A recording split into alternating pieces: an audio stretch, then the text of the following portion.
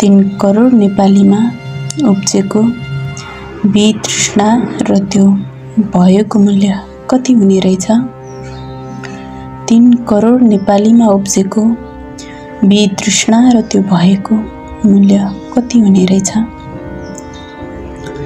नेपाल आमाले रुँदै बगाएको त्यो आँसुको मूल्य कति हुने रहेछ?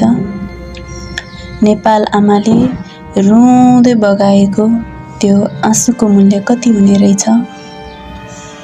जेन्जी शहीदले चढाएर गएको रगतको त्यो नासोको मूल्य कति हुने रहेछ?